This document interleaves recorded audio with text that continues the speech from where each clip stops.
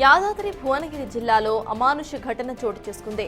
4 ఏళ్ల చిన్నారితో అసభ్యకరంగా ప్రవర్తించాడు పెంచికల్ పహాడ్ మాజీ సర్పంచ్ సిలివేరు ఎల్లయ్య.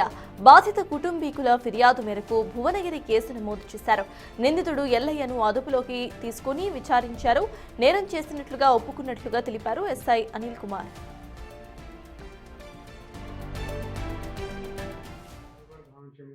పెంచికల్ పహాడ్ గ్రామం చెందిన ఒక మహిళ మా వద్దకు వచ్చి తన యొక్క కుమారుడు కూతురైన 4 సంవత్సరాల పాపపై అదే గ్రామానికి చెందిన ఒక వ్యక్తి 60 సంవత్సరాల వ్యక్తి అఘాత్యంగా పాడపాడని చెప్పేసి మాకు ఫిర్యాదు చేయడం జరిగింది.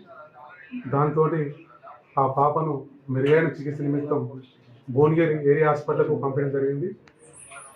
ఇచ్చిన కంప్లైంట్ మేరకు ఎవరైతే అలిగేషన్ మోపడుతున్నో ఆ వ్యక్తిని మేము ఫిర్యాదు చేసిన గంట సేపట్లోనే పట్టుకొని మా కస్టడీ తీసుకున్నాము.